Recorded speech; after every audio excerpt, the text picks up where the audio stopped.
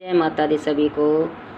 नवरात्रे में दुर्गा सप्तशती के अध्याय हमें कैसे पढ़ने हैं, या तो हम किसी के पास टाइम है तो अपना रोज़ाना तेहरा पढ़ ले, कवच, अगला स्रोत और कीलक स्रोत पढ़ के फिर दुर्गा सप्तशती के तेरह अध्याय पढ़ ले।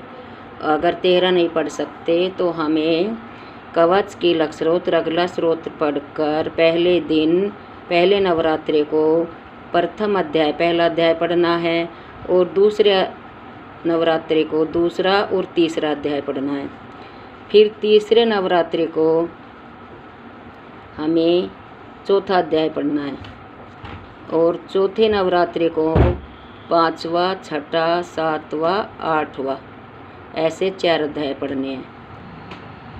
और पांचवें नवरात्रि को हमें 9वां और 10वां अध्याय पढ़ना है और छठे नवरात्रि को 11वां अध्याय पढ़ना है और 7वें नवरात्रि को 12वां और 13वां अध्याय पढ़ना है। फिर 8वें और 9वें नवरात्रि को पहले से 13 अध्याय एक साथ पढ़ने हैं, 8वें नवरात्रि को और 9वें को। तो जिनके यहाँ अष्टमी पूजती है वे अपने अष्टमी को पढ़ ले और जिनके नवमी पूजती है वे 2 दिन 13 के 13 अध्याय पढ़े। तो ये है अध्याय पढ़ने की विधि।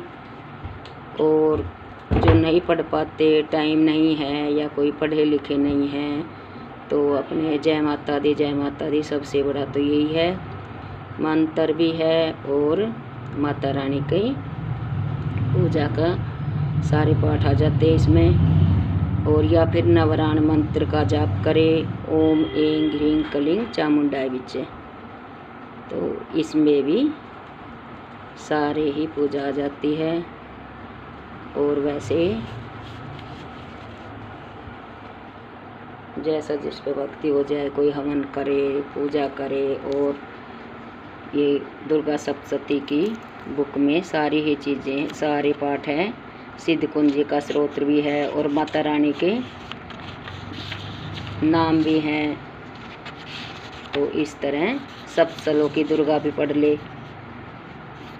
तो इस तरह पाठ करके हमें अपना नवरात्रि की पूजा करनी है।